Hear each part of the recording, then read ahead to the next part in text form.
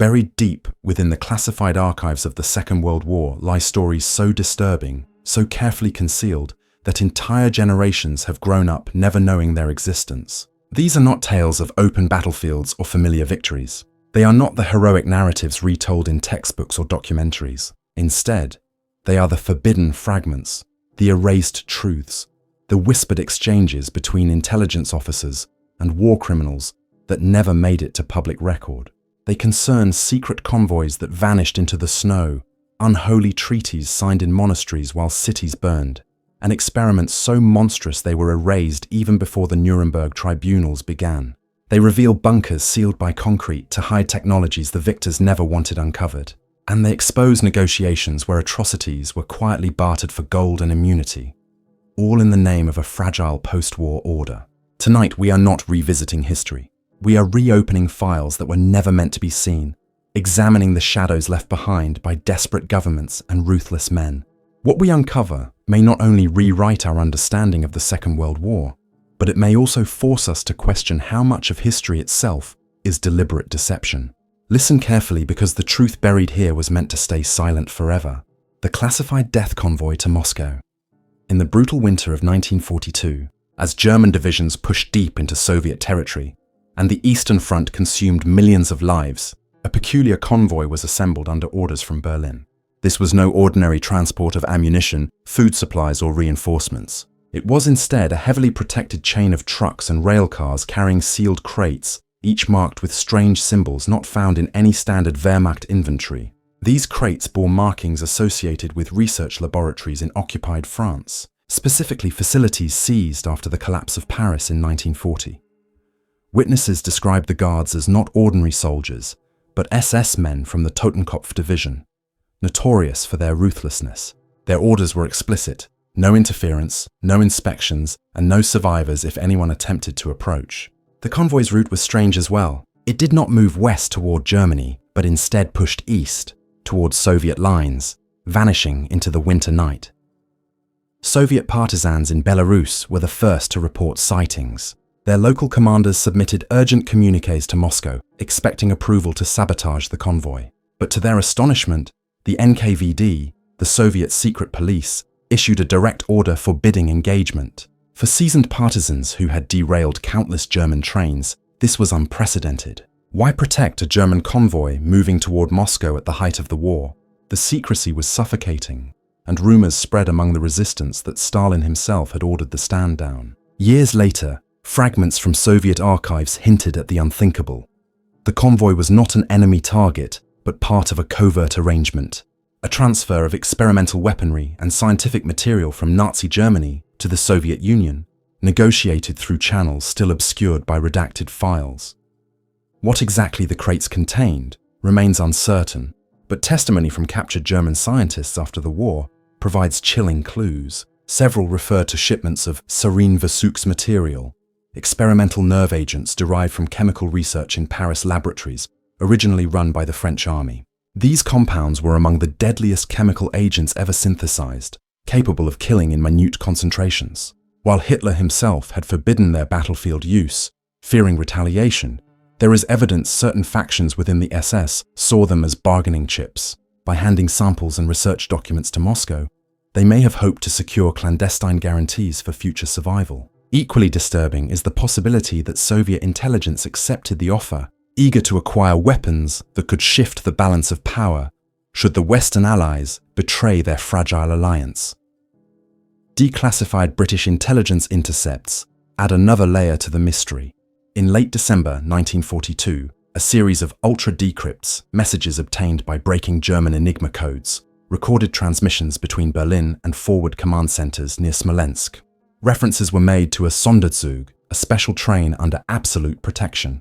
The contents were described only with the codename Project Weissdorn, translated as White Thorn.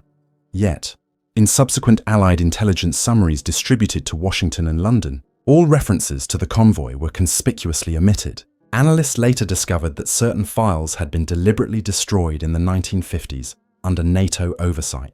The omission raises an unsettling possibility.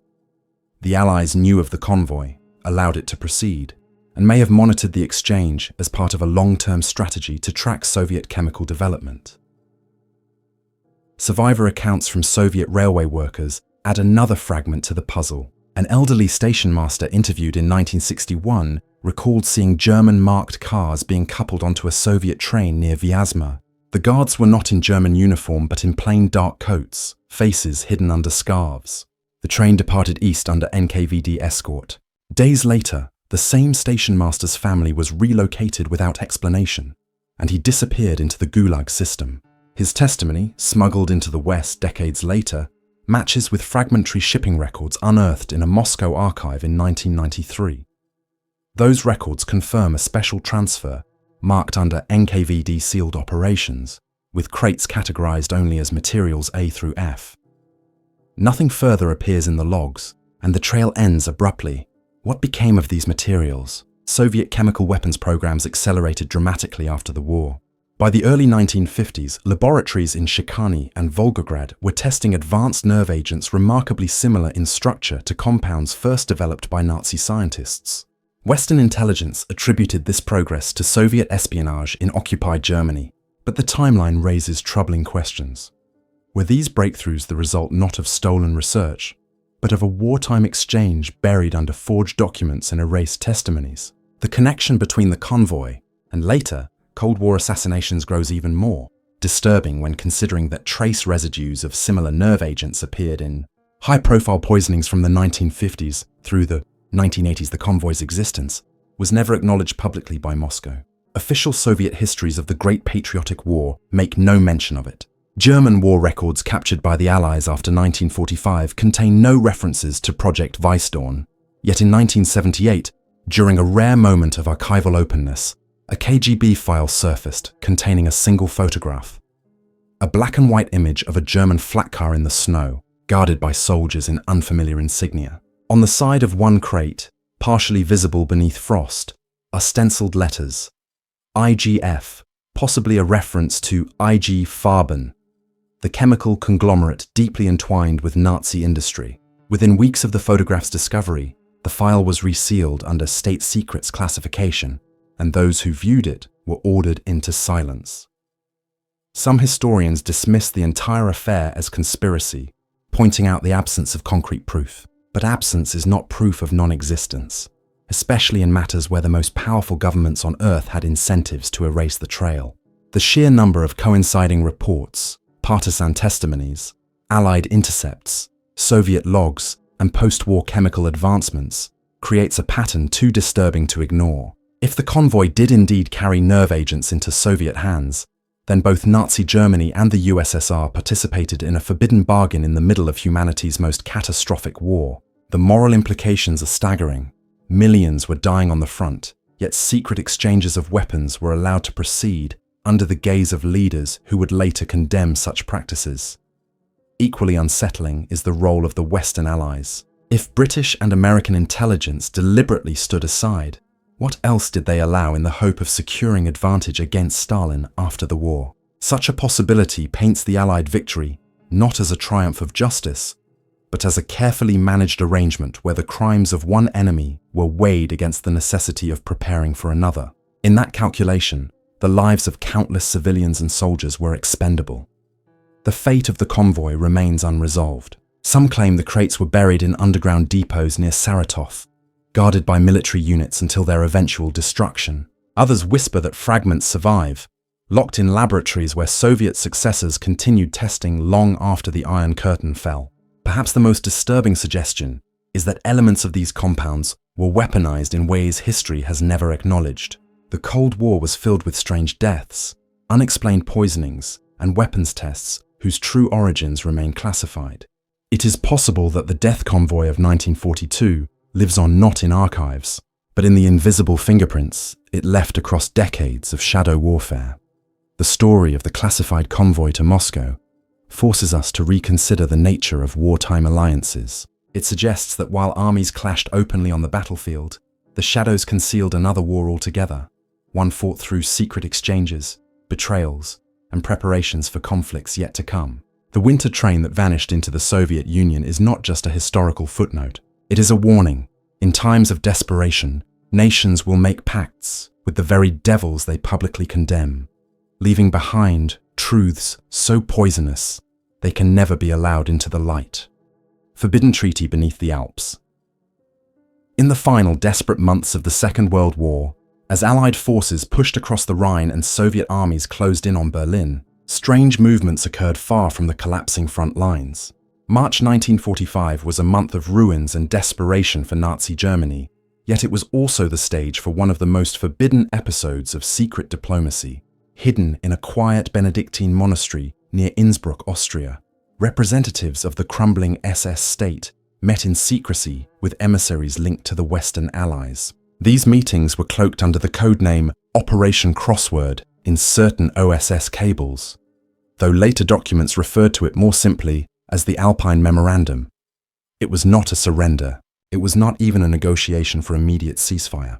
It was a pact for continuity, an understanding that when the Reich finally collapsed, fragments of its power structure would survive, buried beneath a new order. The setting itself tells part of the story. The monastery sat at the edge of the Alps, an ancient refuge with thick stone walls and hidden crypts. Neutral Swiss intermediaries moved through its cloisters, carrying messages between German envoys and American intelligence officers. The Vatican provided discreet cover, its diplomatic channels already experienced in smoothing unofficial contacts across war lines. According to a fragmentary Vatican archive uncovered in 1999, Cardinal Giovanni Battista Montini, later Pope Paul VI, was aware of certain conversations, though he carefully left no direct written confirmation. The secrecy was total. Even within Allied commands, the circle of knowledge was tightly controlled, limited to OSS Chief Alan Dulles in Switzerland and select British counterparts in the Special Operations Executive. At the German side of the table stood SS General Karl Wolff, already known to the Allies for his role in covert approaches in Italy. But alongside him were less public figures, bankers tied to Deutsche Bank, industrial directors from IG Farben, and intelligence officers from the Sicherheitsdienst. Their message was simple but chilling. The Third Reich could not survive, but the men who controlled its industries and scientific apparatus must not be destroyed.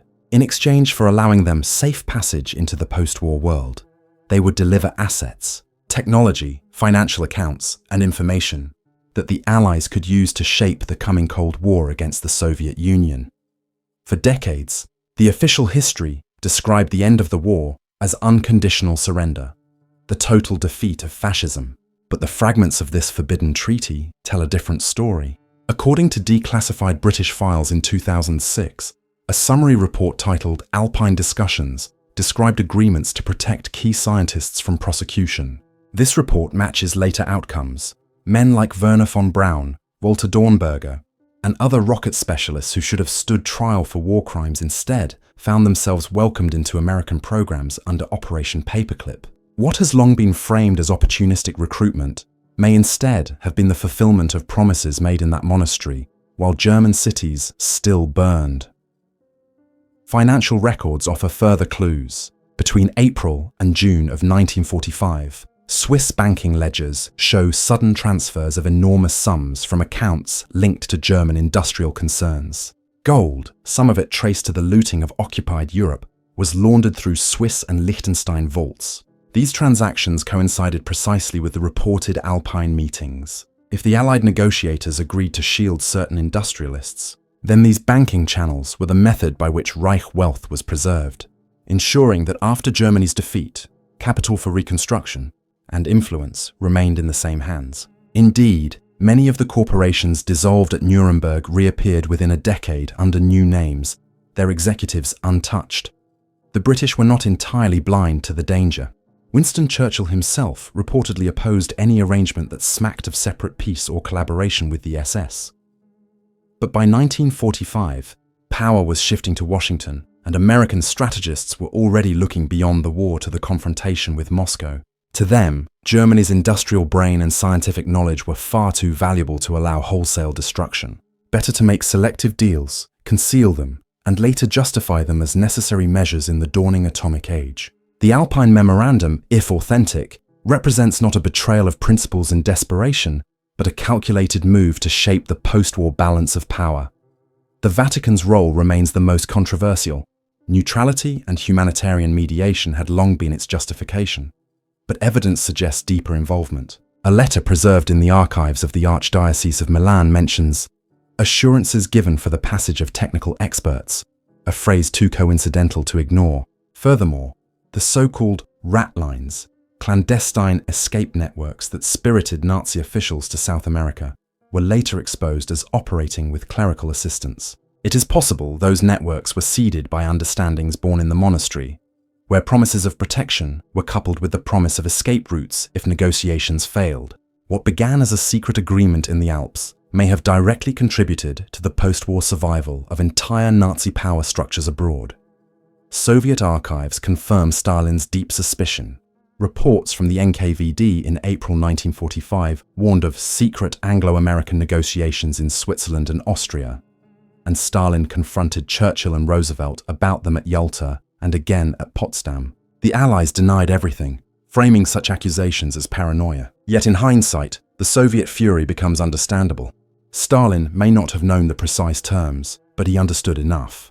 The Western Allies were preparing to harvest Nazi assets while denying Moscow access. This suspicion poisoned post-war trust and hardened the Cold War divide before the last shots were even fired in Berlin. The Alpine Memorandum itself has never been recovered in complete form.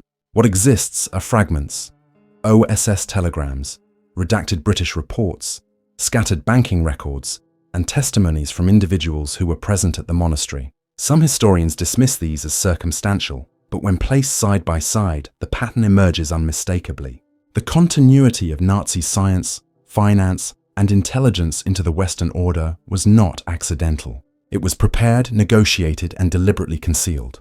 The Nazi defeat was real, but parts of its machinery survived by design, integrated into the very systems meant to protect the world from its resurgence. The moral implications are immense. While millions died across Europe, in bombed-out cities and concentration camps, a select group of perpetrators was already preparing their escape through secret understandings. The men who unleashed war and genocide were, in some cases, preserved because their expertise was deemed too valuable to waste. This is not the story of liberation taught in schools. It is a darker narrative, one where principles were compromised in stone monasteries while ordinary soldiers still bled on the battlefield. To this day, the full extent of the forbidden treaty beneath the Alps remains hidden. Archives in Washington, London, and Rome still contain sealed files marked with classifications unlikely to be lifted in our lifetime. But enough has slipped through the cracks to know the essence of what transpired. The war did not end cleanly in 1945. It was transformed. The enemies of yesterday were repurposed into assets for tomorrow, and the victors wrote a history that concealed the betrayal. The monastery in Innsbruck was not just a place of prayer. It was a crucible where the future of Europe was bartered in shadows, and the true cost of survival was the quiet integration of the very forces the world believed it had destroyed. Erased experiments in the Black Forest. Deep within the dense and mist-shrouded Black Forest, far from the familiar narratives of battlefields and liberation, an altogether different kind of war was waged.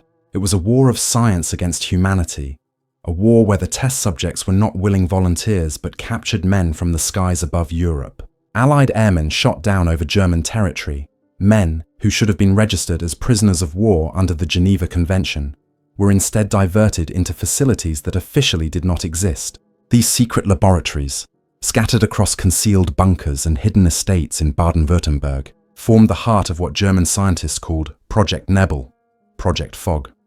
For decades, not a single mention of this project appeared in the records presented at Nuremberg, nor in the vast catalogue of crimes made public in the aftermath of the war.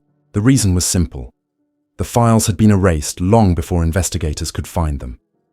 Accounts first surfaced in 1987, when construction workers renovating an old SS safe house near Freiburg discovered a sealed metal strongbox buried beneath stone flooring. Inside were fragments of documents, blurred photographs, and handwritten notes in the clinical style of medical experiment logs. The photographs were the most chilling, images of Allied prisoners strapped to tables, their uniforms torn away, intravenous lines running from their arms, while men in lab coats recorded their reactions to unknown substances. Several of the airmen wore identifiable Royal Air Force insignia. Others appeared to be American, possibly from the 8th Air Force, which had flown endless bombing raids over the Reich. The photographs bore the unmistakable insignia of the Waffen-SS on the margins, suggesting official involvement beyond rogue scientists. This discovery, quickly hushed by German authorities, was leaked by a whistleblower who understood its significance. For the first time, there was proof of a war crime erased before history was written. But what were these experiments testing? The notes inside the strongbox referenced substances by code names: T-Stoff Delta, Compound 46, Serum K. Cross-referencing these names with known wartime research leads to disturbing conclusions. T-Stoff was already known as a fuel used in German rocket programs, volatile and deadly when handled improperly. Compound 46, however, corresponds to nerve gas precursors first synthesized by IG Farben chemists. Serum K, described in fragmented notes, seems to have been an early attempt at a synthetic coagulant, designed to stop bleeding rapidly, a substance that, if perfected, could save soldiers on the battlefield, but proved lethal when injected in uncontrolled dosages. In other words, Project Nabal represented a dual pursuit: chemical weapons on one hand and battlefield medical enhancements on the other. Both sides of this research were performed without consent, on living subjects who screamed, suffocated, or bled to death under observation. The absence of these files from the Nuremberg proceedings raises dark questions. How could entire projects vanish from the record while smaller atrocities were prosecuted in detail? The simplest answer may also be the most disturbing. Someone ensured they were suppressed. IG Farben executives, later tried at Nuremberg, face charges related to forced labor and concentration camp experiments, but there is no mention of Allied airmen or the specific compounds detailed in Project Nabal. Why? The post-war absorption of IG Farben into Western pharmaceutical giants offers one explanation. If knowledge gained in these Black Forest laboratories was deemed scientifically valuable, there was incentive for Allied authorities to remove evidence, protecting corporations that would soon be partners in rebuilding Europe. In the cutthroat environment of early Cold War science, moral outrage often bowed to the promise of technological advantage. First-hand testimony is scarce, but one account survives from a British pilot captured in late 1944. His memoir, published decades later, described being moved not to a regular Stalag prison camp, but to a small, heavily guarded medical facility. He recalled hallways lined with chemical odors, rooms filled with equipment he did not recognize, and constant observation by men who spoke perfect German but lacked the mannerisms of regular soldiers. He was eventually transferred to a standard camp after weeks of unexplained blood draws and injections that left him violently ill. He survived the war, but his testimony was dismissed at the time as hallucination induced by trauma. Only with the Freiburg strongbox discovery did his story acquire new weight, suggesting he had indeed been part of the human material of Project Nabal. American archives provide further corroboration. In a declassified 1952 CIA memorandum, analysts discussed unverified rumors of medical chemical trials on Allied POWs in Baden-Württemberg, possibly suppressed by occupation authorities. The document noted the potential overlap with US research into coagulants during the Korean War, hinting that traces of the erased experiments may have been quietly incorporated into American programs. The memorandum ended with a chilling line: if confirmed, disclosure would damage relations with Federal Republic. Suppress pending further verification. No further reference appears in available archives, but the phrasing alone suggests that both American and West German officials had reasons to bury the past. The geography of the Black Forest provided the perfect cover for such crimes. Thick woods, natural caves, and centuries-old estates offered concealment from Allied bombers. Many of the laboratories were reportedly disguised as forestry stations or sanatoriums, making them indistinguishable from legitimate institutions. Local villagers whispered of smoke rising from underground vents and trains arriving at night, with prisoners who were never seen again. These whispers were dismissed after the war as exaggerations, the result of fear and rumor. But when combined with the fragments from Freiburg, they paint a coherent picture. The Black Forest was not merely a landscape of fairy tales and legends, but a graveyard of erased war crimes where science was unleashed without restraint. By the mid-1950s, as West Germany integrated into NATO, the subject vanished completely from official discourse. Survivors who attempted to raise questions were silenced by bureaucratic denials. The strongbox discovery in 1987 should have reignited investigations, But within months, the documents disappeared into the custody of unnamed federal authorities. The whistleblower who leaked the photographs fled Germany and later died under suspicious circumstances in Paris. To this day, only low-quality reproductions of the images survive, their originals locked away in government vaults that deny their existence. The implications of Project Nabal reach far beyond the atrocities themselves. They speak to a deeper truth about how history is curated. Not every crime of the Second World War was revealed, and not every guilty man faced justice. When the victors decided certain knowledge was too valuable to discard, evidence was erased, survivors discredited, and entire programs wiped from the record. The Black Forest experiments reveal a betrayal, not just of the men who suffered there, but of the principles the Allies claimed to uphold. For the victims, there were no trials, no reparations, not even an acknowledgement of their suffering. They became ghosts in the archives, erased so that science could advance under new banners. To listen to this story is to confront the possibility that the history we know is selective, curated to protect the powerful rather than to reveal the truth.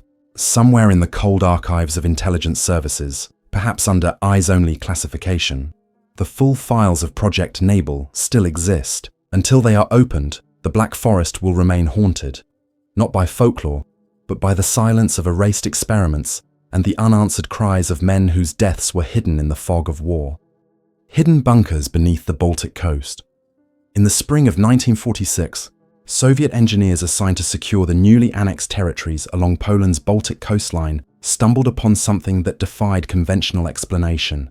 Beneath the shifting dunes near Kołobrzeg, what seemed at first to be a collapsed German fortification revealed itself as the entrance to an underground complex of extraordinary scale. Tunnels extended for kilometers beneath the sand, reinforced with steel and concrete, their walls lined with blast doors thick enough to withstand direct bombardment. At first, Soviet troops believed they had discovered a standard Wehrmacht supply depot, but the further they advanced, the more unsettling the discoveries became. Entire levels had been sealed by demolition charges, suggesting deliberate destruction. Yet in untouched sections, intact chambers remained, filled with equipment that no frontline unit would ever require. Soviet field reports, later marked as Object V12, describe cavernous rooms packed with crates labeled in technical jargon, including HF Komponenten and Strahltriebwerk module, high-frequency components and jet engine modules. The site contained advanced V-2 rocket parts, experimental wing assemblies, and a peculiar array of communications devices emitting frequencies not in use by either Axis or Allied forces at the time. Most disturbing of all were lead-sealed containers marked with the trefoil radiation symbol. In 1945, that symbol should not have existed in Germany. Only the Manhattan Project, across the Atlantic, had widely standardized its use. The implication was that German physicists had advanced further in atomic research than the post-war narrative has ever allowed. Witnesses reported an eerie silence in the bunker corridors. Abandoned uniforms with Waffen-SS insignia lay scattered near the entrances, while bloodstains marked several stairwells, suggesting the garrison had turned on itself during retreat. Local villagers recalled convoys of trucks entering the dunes during the winter of 1944-45, escorted by elite SS guards who executed anyone approaching too closely. These convoys vanished into the sand, leaving no sign of return. Some claimed that screams and mechanical noises echoed from beneath the dunes late into the night, a chilling soundtrack to the Reich's final months. By the time Soviet troops arrived, the surface entrances had been deliberately collapsed, as though the Germans intended the complex never to be rediscovered. The NKVD's investigation into Object V12 was swift and ruthless. Documents translated from German indicated connections to Organisation Tod, the engineering corps responsible for massive construction projects like the Atlantic Wall. Yet this installation exceeded mere defensive fortification. Soviet engineers reported architectural designs suggesting expansion into even deeper levels, many of which remained inaccessible due to cave-ins. Teams attempting to penetrate the lowest chambers encountered toxic fumes and unidentifiable residues on the walls. Chemical analysis hinted at uranium contamination, though the technology of the 1940s limited precise confirmation. Stalin, upon being briefed, ordered the site classified at the highest level. Even his closest generals were given only fragments of the truth. To the public, Nothing existed beneath the dunes except ruined German bunkers. Western intelligence eventually caught wind of Object V12 through defectors. In the late 1950s, a Polish officer who had assisted in sealing the site fled to Sweden, carrying sketches of what he had seen. Giant blast doors, ventilation shafts stretching toward the sea, and maps of the Arctic Circle pinned to bunker walls. His testimony suggested the facility was not merely a storage site, but part of a larger network preparing for operations in polar regions. This revelation dovetails with Nazi expeditions to Antarctica and the Arctic during the late 1930s, ostensibly for scientific research, but possibly laying groundwork for strategic bases.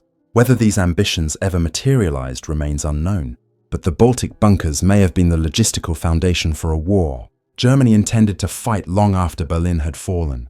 The sealed containers, marked with radiation warnings, remain the most disturbing element. Some Soviet accounts claim they were transported to Moscow under extreme secrecy, guarded by NKVD detachments whose members later vanished without trace. Others insist the containers were too dangerous to move and were instead entombed beneath reinforced concrete within the dunes. If fragments of atomic research were hidden there, they could explain the Soviet Union's sudden leap forward in nuclear weapons development, detonating its first atomic bomb in 1949, far earlier than Western analysts predicted. Official histories attribute this to espionage against the Manhattan Project, but perhaps part of the truth lies buried under Baltic sand. Villagers who grew up near Kolobrzeg tell of strange military activity during the 1960s and 70s. Entire sections of the coastline were cordoned off by the Polish People's Army, with Soviet advisors directing excavations under cover of night. Witnesses reported convoys of trucks leaving the area, tarps covering their cargo, engines rumbling across cobblestone roads in the dead of night. Afterward, the entrances were resealed with poured concrete, disguised as natural dunes. Maps of the period were deliberately altered to erase evidence of military construction.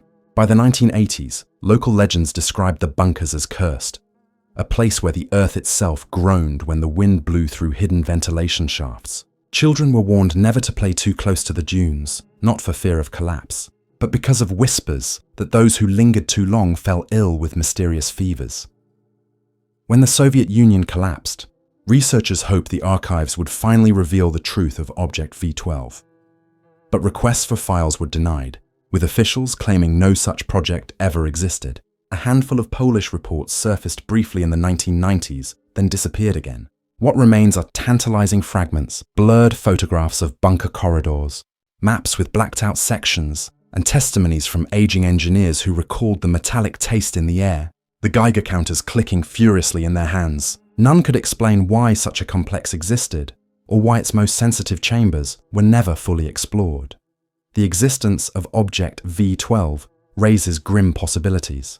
Was Nazi Germany closer to nuclear capability than we have been told? Did the Soviets suppress evidence to conceal how much of their own atomic progress depended on captured German research? Or was the entire site a cover for something even stranger, an advanced communications and propulsion testing ground designed for a war that was never fought? Without full access to the sealed bunkers, the questions remain unanswered.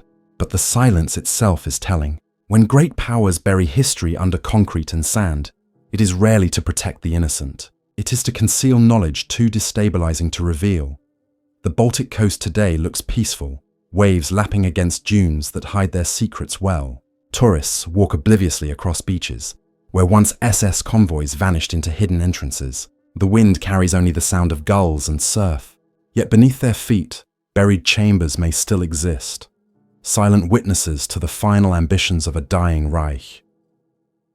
What they contain remains locked away, preserved not by accident, but by deliberate design. The hidden bunkers beneath the Baltic coast are more than relics of war. They are scars in the earth, evidence of a history rewritten by silence and secrecy, a reminder that the Second World War's darkest secrets were not all buried with its dead. Disturbing files on Operation Sunrise. The official story of Operation Sunrise has long been told as a pragmatic mission of diplomacy. In this version, SS General Karl Wolff, Chief of Staff to Heinrich Himmler in Italy, opened secret talks with American intelligence officers in Switzerland. The goal was simple: to hasten the surrender of German forces in northern Italy and spare the region further bloodshed. Negotiations were carried out under the oversight of the Office of Strategic Services, directed by Allen Dulles, who would later become head of the CIA. The agreement, signed in March 1945, allowed the Allies to enter Milan and Genoa with relatively little resistance, securing a quicker end to the fighting in Italy. On paper, it was a noble act of statesmanship, justified by the urgent need to save lives. Yet behind the sanitized account lies a darker truth, preserved in files that were never meant to see daylight. In 2003, a series of CIA microfilms were accidentally released during a declassification sweep. Among them were reports marked Eyes Only, summarizing the deeper negotiations that took place in neutral Switzerland. These documents revealed that Wolf did not come empty-handed. He offered more than military surrender. He came with lists of Nazi officers willing to cooperate, gold deposits hidden in Swiss vaults, and information about caches of looted art intended as bargaining chips. The Americans, desperate to secure German assets before the Soviets could seize them, quietly accepted terms far beyond the scope of surrender. Immunity was promised in subtle phrases, wrapped in diplomatic language, but clear in its meaning. Certain men would never face trial at Nuremberg if they cooperated fully. Operation Sunrise, far from being a humanitarian gesture, became a transaction between victors and vanquished, where justice was negotiated away in exchange for wealth and influence. The Soviet Union reacted with fury when it learned of these secret talks. Joseph Stalin, already suspicious of Western intentions, accused Roosevelt and Churchill of betrayal. At the Yalta Conference, he confronted them with intercepted reports of meetings between Wolf and Dulles. The Americans denied any wrongdoing, claiming the talks were merely exploratory. Yet the newly surfaced CIA documents confirm what Stalin feared, that Washington pursued a separate peace in Italy, deliberately excluding Moscow from the process. This decision was not only a diplomatic insult, it marked the beginning of the deep mistrust that would define the Cold War. Stalin was convinced that the West was willing to strike deals with fascists as long as it advanced their strategic position against the Soviet Union. The seeds of division were sown not in Berlin or Korea, but in the quiet cafes and safe houses of neutral Switzerland. The files reveal details that history books have long ignored. Negotiations were conducted in safe houses across Zurich and Lucerne, with Wolf's intermediaries using forged Red Cross credentials to move across borders. Meetings often took place at night, under the cover of religious charities or cultural delegations. Wolf presented not only surrender terms, but also intelligence files on German troop deployments, locations of supply depots, and names of senior SS officers prepared to defect. In return, Dulles offered assurances that Wolf himself, despite his senior SS rank and involvement in deportations, would be shielded from prosecution. Indeed, Wolf would later escape a death sentence at Nuremberg, serving only a token prison sentence in post-war Germany before quietly reintegrating into society. His survival was not an accident. It was the fulfillment of promises made during Operation Sunrise. Even more disturbing is the trail of Nazi gold that threads through these negotiations. According to declassified Swiss banking records, vast sums of Reichsbank reserves were transferred in the weeks leading up to Germany's surrender. Bars of gold, many looted from occupied nations and stripped from the victims of concentration camps, were deposited into anonymous accounts. These reserves became bargaining chips in the hands of Wolf and his associates. CIA files indicate that American officials turned a blind eye, ensuring that these assets remained in Western banks rather than falling into Soviet hands. In practice, this meant the financial spoils of war were laundered into the foundations of the post-war economic order, enriching individuals who should have faced justice. The looted art adds yet another layer of betrayal. Paintings by masters such as Rembrandt, Vermeer, and Raphael, stolen from Jewish families in European museums, were offered as tokens of goodwill in Switzerland. Wolf's envoys promised to reveal their hiding places in exchange for clemency. Some of these works reappeared in Western collections decades later, their provenance quietly ignored. Others remain missing to this day, possibly hidden in vaults whose owners prefer silence. The tragedy is not only that priceless art was stolen, but that its recovery was tied to secret deals which allowed perpetrators of genocide to evade punishment. The Americans justified their actions by pointing to the larger strategic picture. They feared that Italy, if left to collapse into chaos, would fall under communist influence. They argued that securing German cooperation in Italy would save countless civilian lives and protect vital infrastructure from destruction. But the newly revealed files strip away this moral veneer. Operation Sunrise was not only about saving lives, it was about seizing advantage in a post-war world already being carved into spheres of influence. It was about denying the Soviets access to assets, intelligence, and individuals who could strengthen their position. In short, it was an operation of betrayal disguised as mercy. The most damning revelation lies in the personal promises made to Wolf and others. While public rhetoric demanded unconditional surrender, the reality was far from absolute. Deals were struck, favors were granted, lives were spared not for innocence but for usefulness. Nuremberg, hailed as the triumph of international justice, was undermined before it even began. Operation Sunrise ensured that some of the men most responsible for atrocities in Italy and beyond were quietly shielded, their crimes buried beneath the diplomatic necessity of the Cold War's opening moves. To this day, official accounts of Operation Sunrise remain sanitized. Schoolbooks and documentaries speak of it as a humanitarian triumph, a clever diplomatic maneuver to end suffering.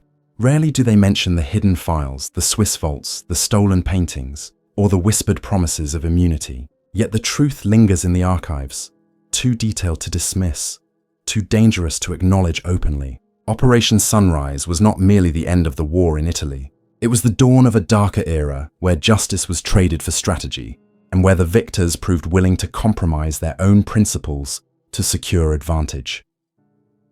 The disturbing files on Operation Sunrise remind us that history is often written not by the victors, but by those who control the archives. What remains hidden in sealed vaults is as important as what is celebrated in public ceremonies. Behind the flags of liberation and the speeches of triumph lies a story of betrayal and calculation. And until the full truth is revealed, Operation Sunrise will remain a symbol of how easily principles can be sacrificed on the altar of power.